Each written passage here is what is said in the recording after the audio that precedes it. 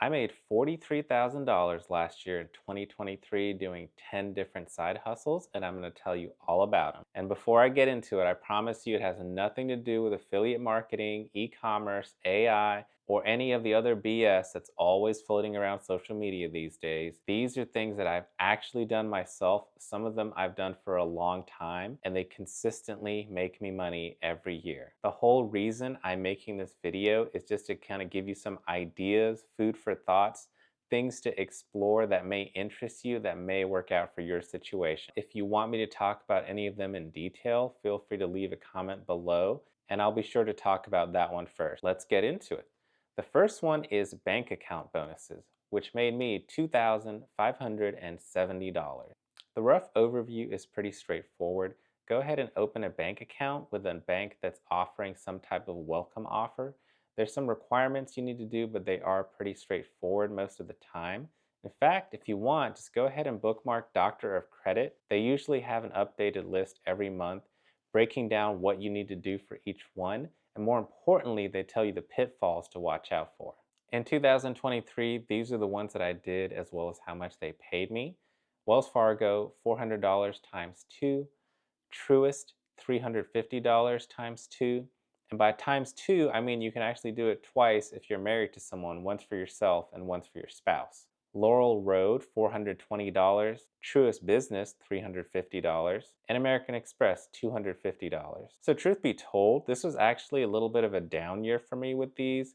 Most of the time I do way more, but I was a little bit lazy, and some parts during the year my funds were tied up, so I couldn't fulfill all the requirements for the bank offers that were out there. I'm hoping 2024 is better. In fact, I've already signed up for 2 of them since the year started, so we'll see how that goes. The second one is focus groups, which paid me $2,378. These are pretty straightforward as well. There are companies that will pay you for your opinion, whether it's on different topics or products, really anything that falls under market research. Most of these companies conduct these remotely, so you should be able to qualify nationwide as long as you fit the demographic that they're looking for. However, if you live close to a major city, you'll have the extra benefit of attending in-person studies as well. On the screen, I've put up how many I did each month last year. As you can see, it varies greatly. And the take home here is that for 5 months, I actually did 0 of them, meaning that while focus groups are a great side hustle in terms of hourly rate, it is really hard to scale these up. Number 3 is flipping or just reselling things online. I've actually been doing this for a while, ever since the pandemic started, and I've kept up with it. I actually thought that 2023 would be a really big year for me because I was really excited in the beginning. I opened an eBay store, got a mailbox, was really sourcing stuff day in and day out after seeing all these TikTokers who were doing it full time. However, I will say that after a few months getting into it, I did feel a little bit burnt out, eventually got lazy and dialed back a lot. Of course, the drawbacks of this is you always need to source inventory. It depends where you live in terms of the items that you can get. Then of course, you gotta bring it home, you have to store them, take pictures, list them, package them, drop them off, and even deal with customers and refunds and things like that. So I can understand why a lot of people would do this, especially as a full-time job, but for me, it's just not something that I wanna put too much energy and time into. Number 4 is churning. Some people call this travel hacking. I don't really like this term, but really it's just the act of leveraging credit cards and points and miles to either get really, really discounted travel, sometimes free, or even cash back from those cards as well. Now, this is my baby, my first love. I've actually been doing this since 2017, so I think I've gotten pretty good at it.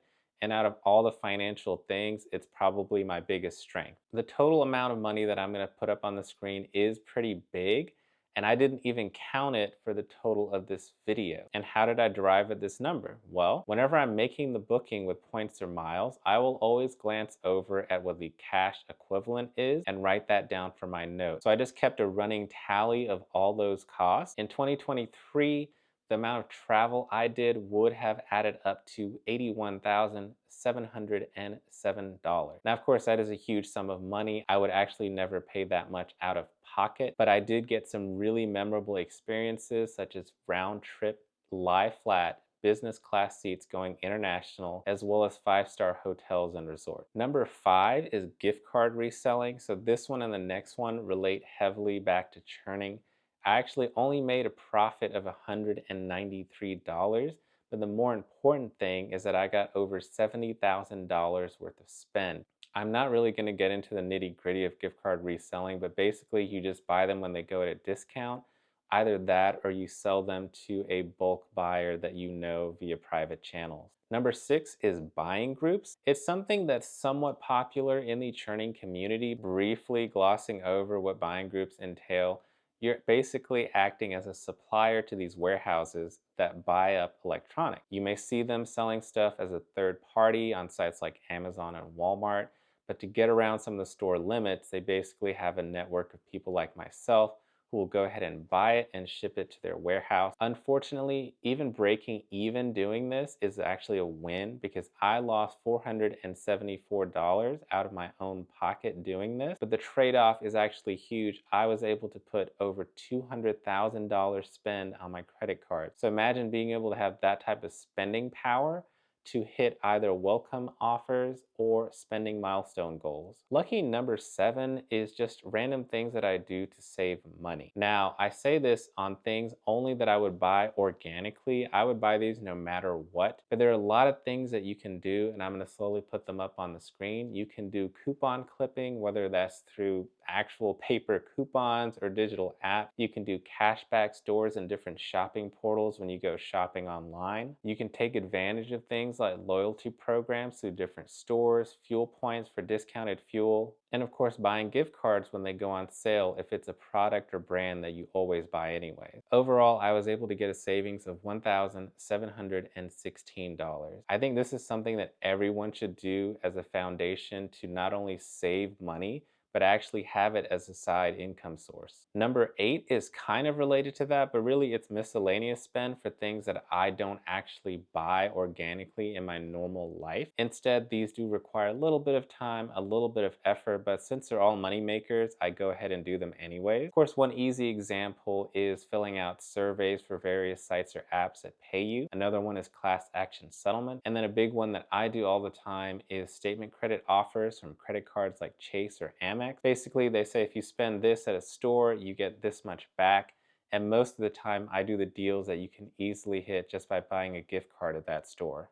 Number 9 is what I call big ones. It's really just one-off things that I don't think I will be able to replicate year in and year out. But they made me money, so they're on the list anyways. In total, they made me $14,548. The first one, and I know I'm gonna get some flack for this, but since my YouTube channel is so new, I don't think there's gonna be too many haters. But if you are one, please feel free to comment below and tell me how much of a scumbag I am. But these are from reselling Taylor Swift tickets. I was lucky enough to get a fan pre-sale code for my city, and I wanted to go anyways. I ended up buying multiple tickets, some for myself and some that I resold. And the total that I was able to get is $2,594 profits from reselling those tickets. Number 2 is from cashing out my Amex membership reward points, also known as MR points, via my Schwab credit card, which does pay you a little bit better than a 1-to-1 ratio. I cashed out for a total of $8,886. Normally, I don't like to cash out my points, but since I did have a lot last year and I also have some things that I needed to pay down or pay off,